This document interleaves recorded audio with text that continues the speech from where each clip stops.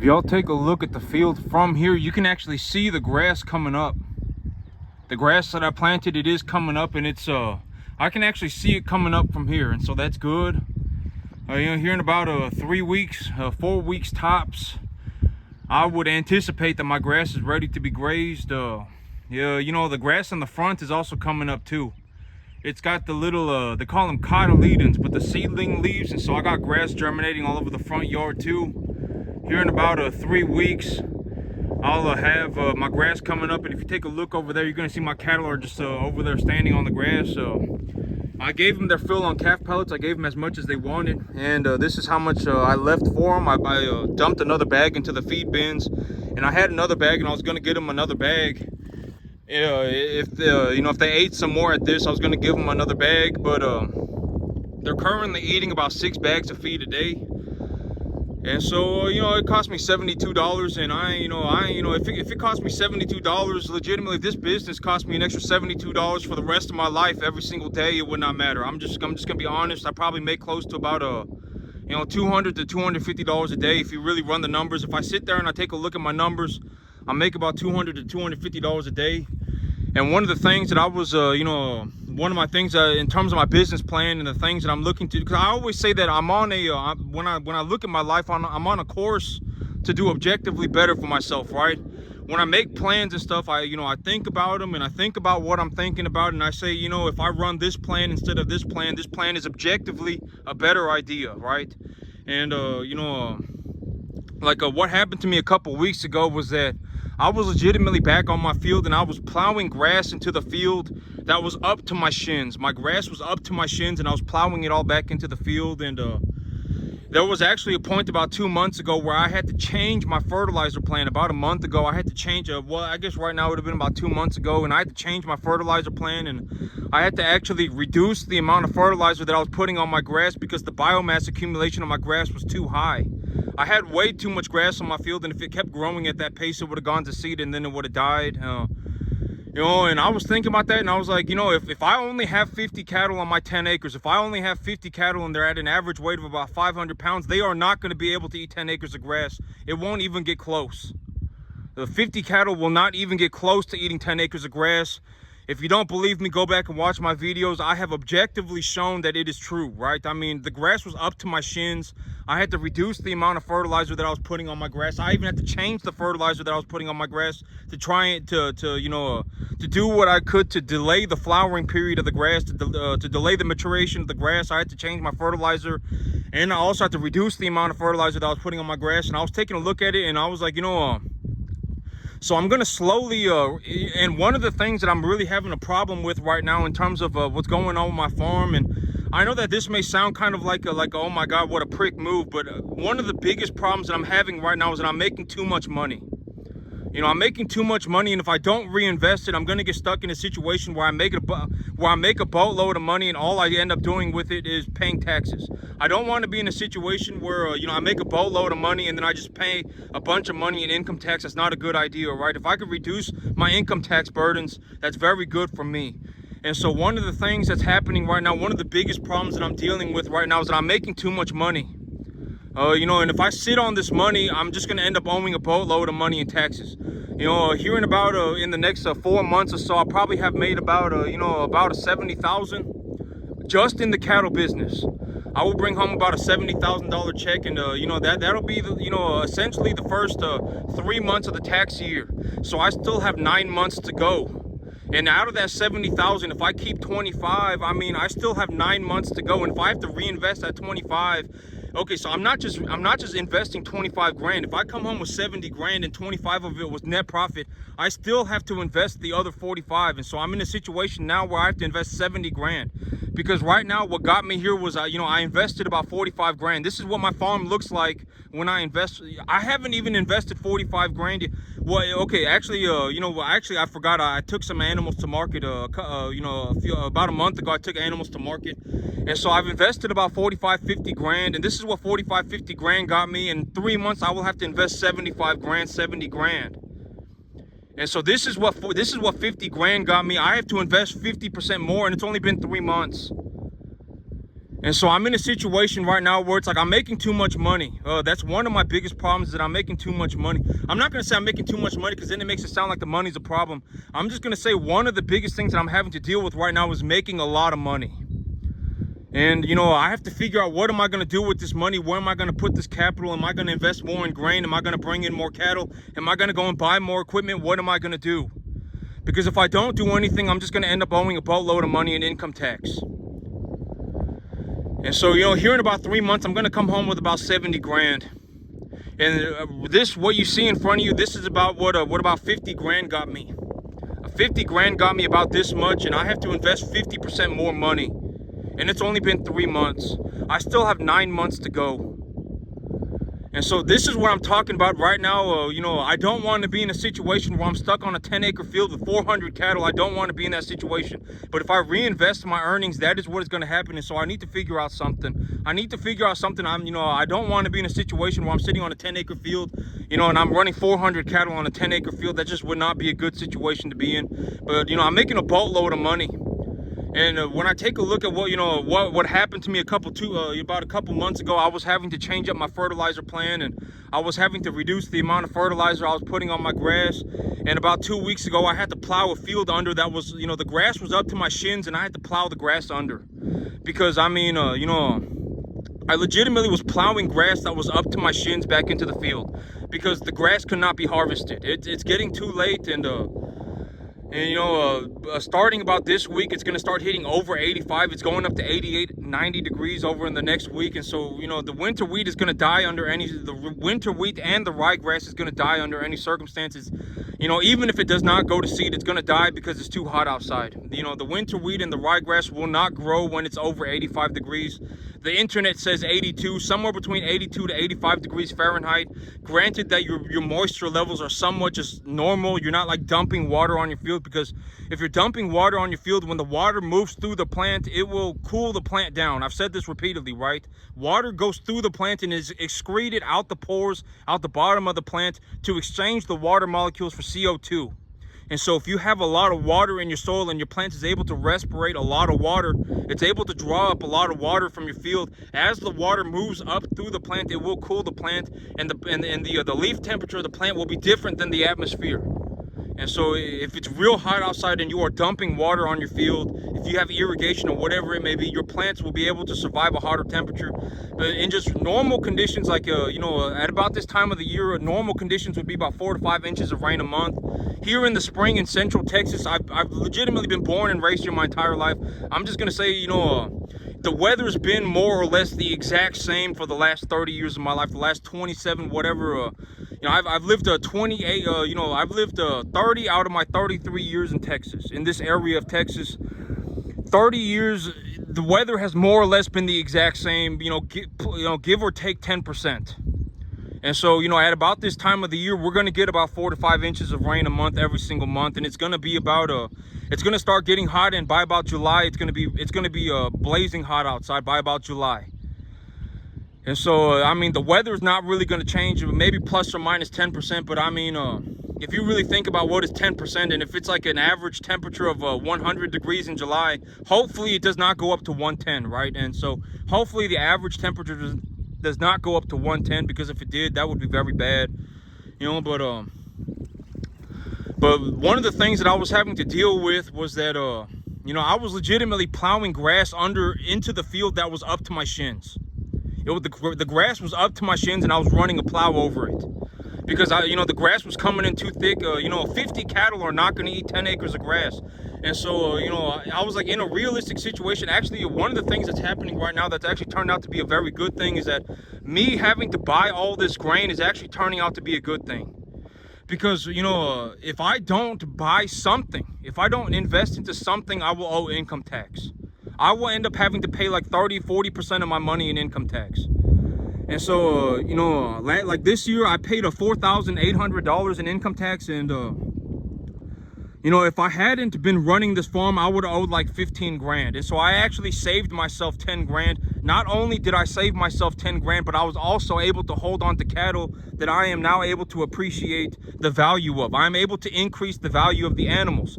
And so not only did I save money on taxes, but I also now have an asset that is appreciating. And so, I don't want to be in a situation where my plan is to just sit around with, twiddling my thumbs, saying everything's going okay, and then just end up having to pay a boatload of money in taxes. That's not a good plan. And so, I have to get on top of this thing very quickly, and I have to stay on top of it, or it's going to turn into a pretty big problem pretty fast. If my plan is to sit there at the end of the year and write the government a $40,000 check, then I can do it.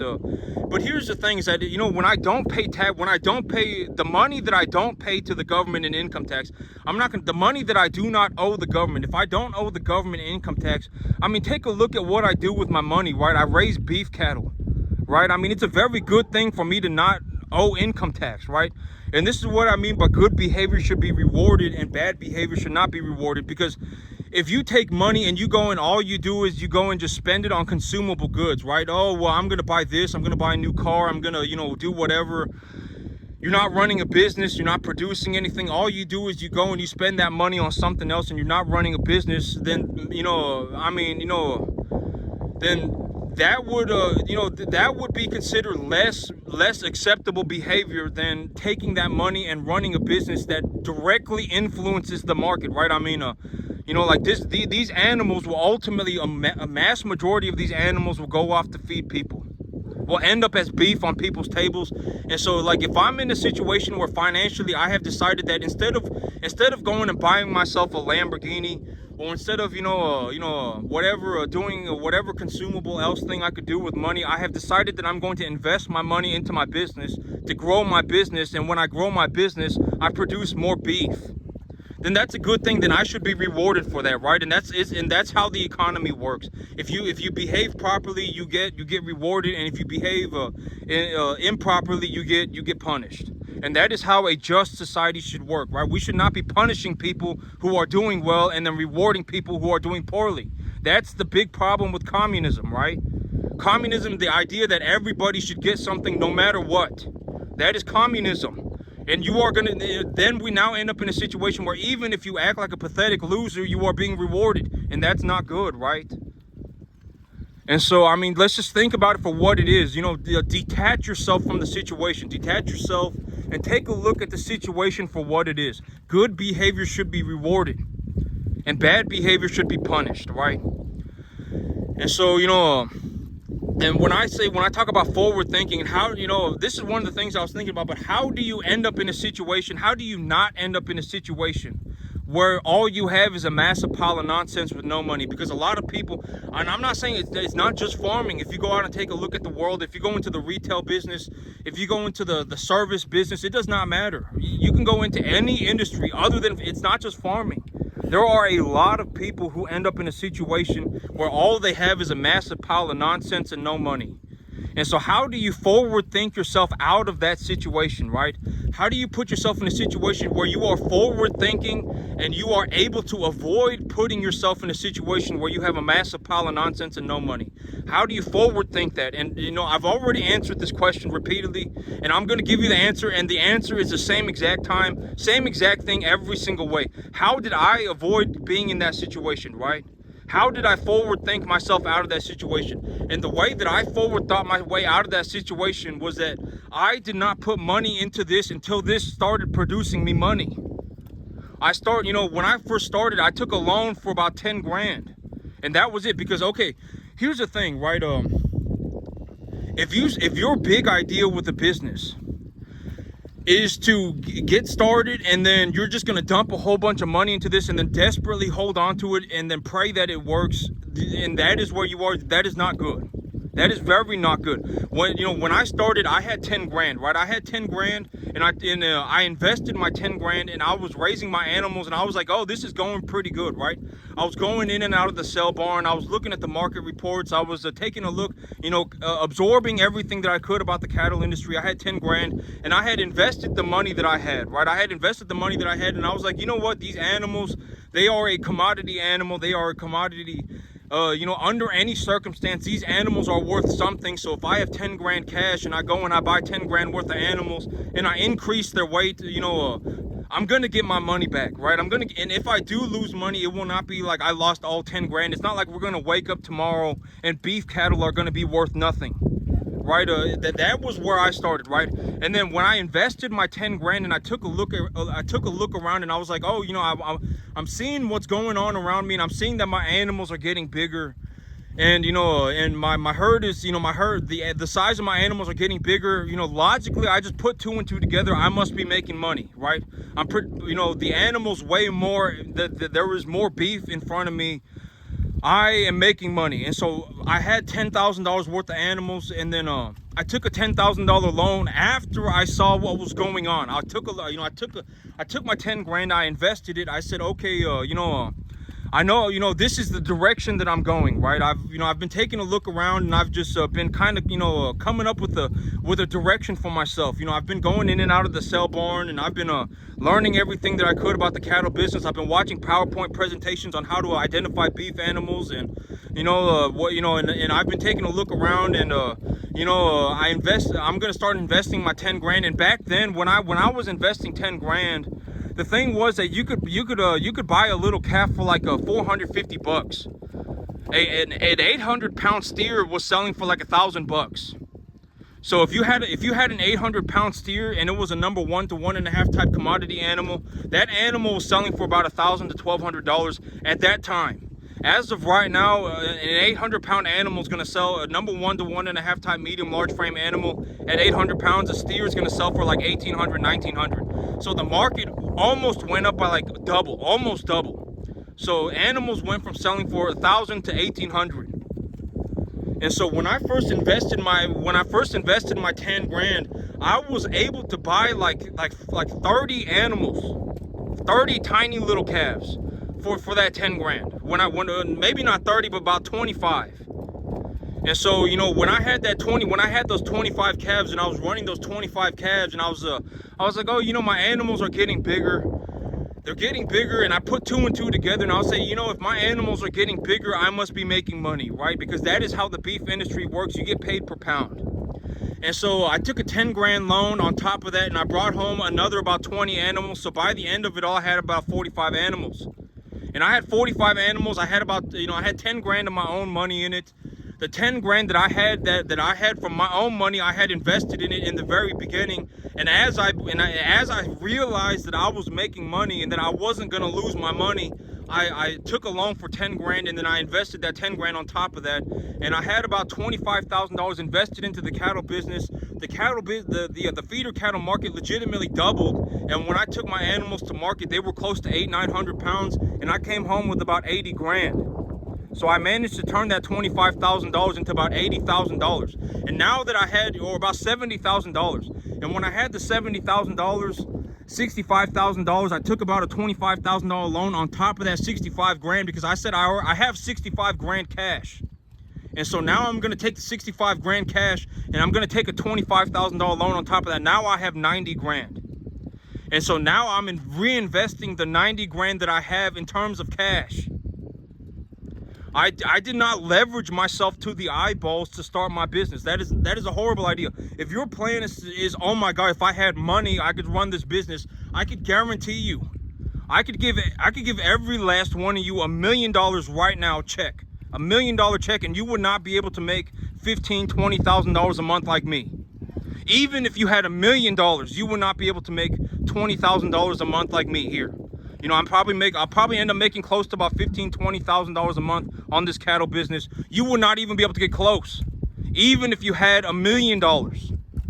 If I straight up wrote you a $1 million check, but this is what I mean by, okay, so when I talk about this, and what I mean by, I've always said that my analogy, so the way to not end up in a situation where all you have is a massive pile of nonsense and no money is to make the money first. If you make the money first and you reinvest what you earn, you do not end up in a situation where all you have is a massive pile of nonsense and no money. Because if you have a massive pile of nonsense and no money, it's almost impossible to recover from that. You will not be able to recover. I mean, it will legitimately take a miracle. Like, it might take you 15 years. And it does not matter what it is. If you're an I fell out of heaven a 7 and I'm gonna go run a cattle business because I'm a mystical, magical creature and my life's a la la land journey. If you're on that, it's gonna take you 15 years to fix that. You know, if you start a business and I'm saying it's gonna take 15 years if it's a miracle. If you start a business and you bomb out, if you financially bomb out, it could completely end up in a situation where, and financially you are in a situation where all you have is a massive pile of nonsense and no money. If you had a miracle, if you legitimately turned on a dime tomorrow and you went and started going in the right direction and you went like legitimately 15 hours a day for the next 50, a complete miracle, it would take you 15 years to save yourself. It does not matter what we're talking about. Once you start going in the wrong, you know, if you legitimately, it does not matter what you're doing. It does not matter if it's business. It does not matter what it is, financials, whatever. If you start going in the wrong direction and you bomb out, it would take a miracle. And even if the miracle worked out, it would take like 15 years for that to be corrected. And so, you know, but, you know, a lot of y'all don't know. Okay, so my whole thing about this was, you know, you have to have a direction, right? When I talk about direction, I talk about like walking into a forest, right? I talk about it like walking into a forest.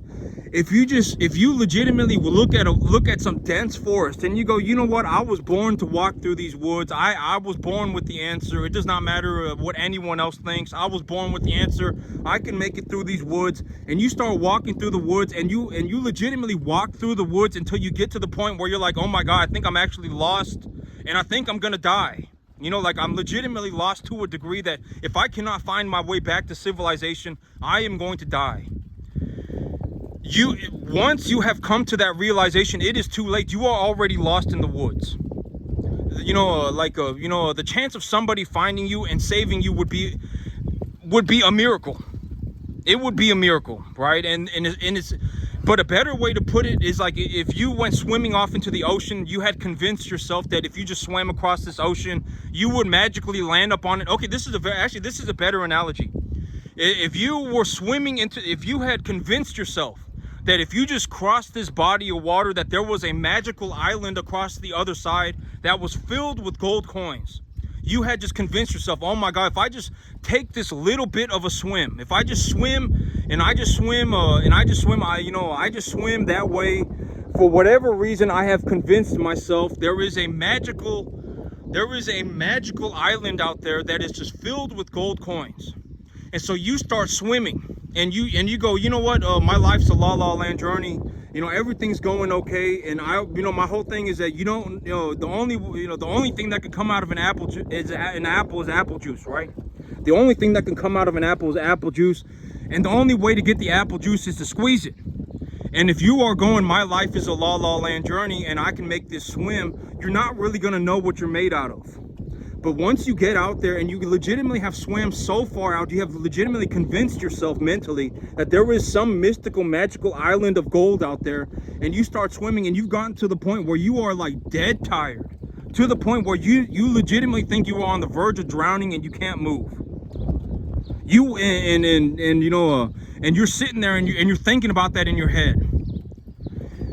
It would be a miracle if somebody found you out there. And two, if somebody did find you and magically and for whatever, at that point, it's like,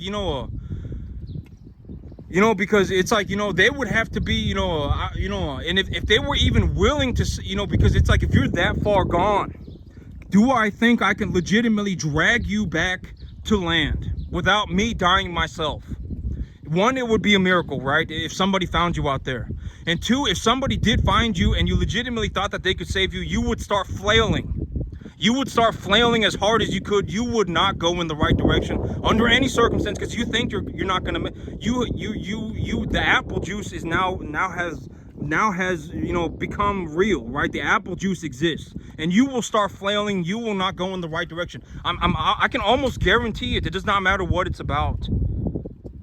If you have legitimately convinced yourself that you are swimming towards a mystical, magical island that is filled with gold coins, that is what you believe, then you are gonna die in the ocean, and nobody can save you. It's not possible to save you. This is what I mean by it would be a miracle if you were saved. But in terms of an analogy, the better way to think about making money is to see the gold in the walls around you. You know, I see the gold. I see the gold in the wall around me. The walls are filled with gold, and I can see the gold all over the place. So what am I gonna do, right? I have a little bit of money. I'm gonna take my money and I'm gonna buy a pickaxe. I'm gonna go and buy something that I can mine this gold with. And when I mine the gold and I have some gold, I'm going to, you know, increase my gold harvesting capacity, right? I'm gonna go and buy a bigger pickaxe. I'm gonna go and buy a piece of machinery. I'm gonna take the money that I've made and reinvest it back into mining gold. That is a better way to look at it. You need to start mining the gold immediately first. Do not go and start thinking that there's a magical island full of gold somewhere out in the ocean and that you are on a mystical magical journey, and if you make the swim you're going to land up on this island, because you are not going to land up on the island. What is going to happen is you are going to land in the middle of the ocean by yourself. It would be a miracle if somebody even found you, and if they found you, you probably could not be saved, because mentally you are in you know, apple juice mode.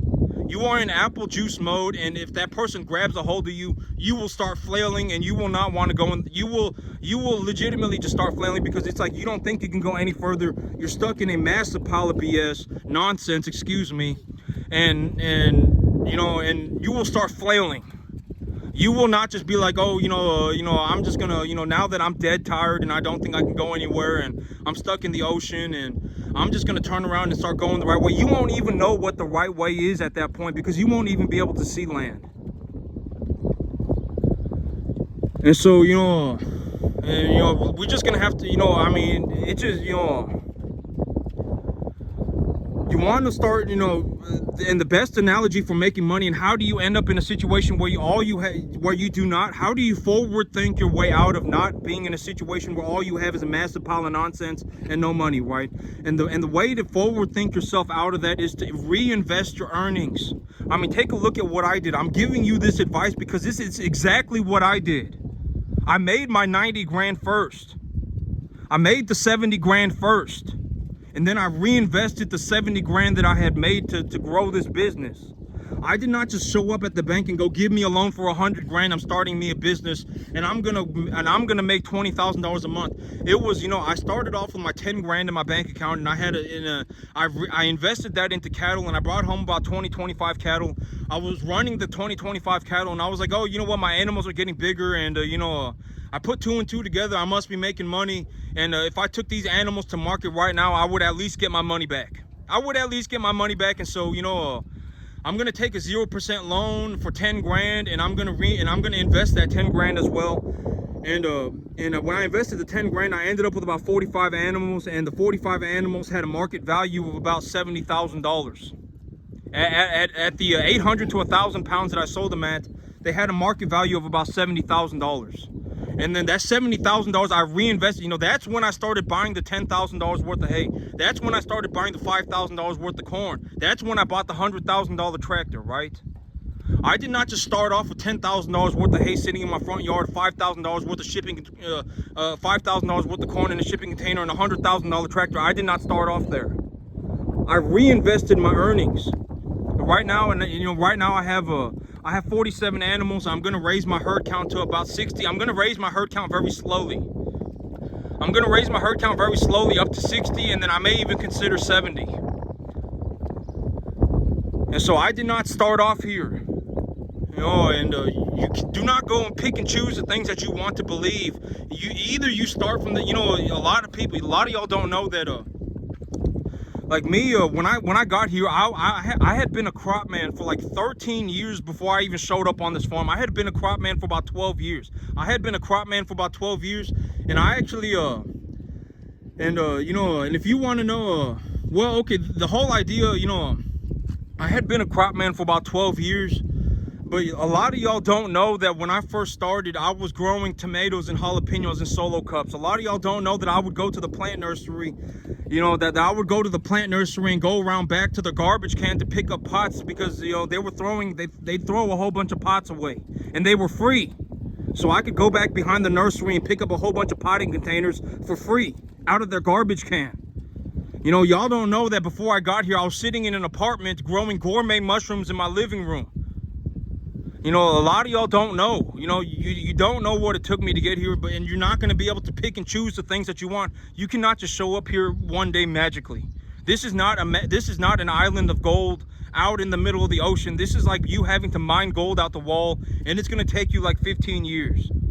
You know, when I was growing gourmet mushrooms in little glass jars out of the living room, of my apartment, that cost me about $100 a month. When I was growing tomatoes and jalapenos in solo cups, that cost me about $100 a year. So, you know, you're gonna have to develop skill set. You do not want to end up in a business where you are entirely reliant on your skill set and you suck. Because if you are in a business where that entirely relies on how good you are as a farmer or whatever else, you know, building houses, basketball, football, it does not matter. You do not want to be in a business where that entirely relies on your skill set and you suck. Because if that happens, your business will fail. And that is the right thing to happen. Business without failure, business without bankruptcy is like religion without hell, right? That's what they say. So, you know, everybody does not make it. But that's it for me today, YouTube. Y'all have a good one.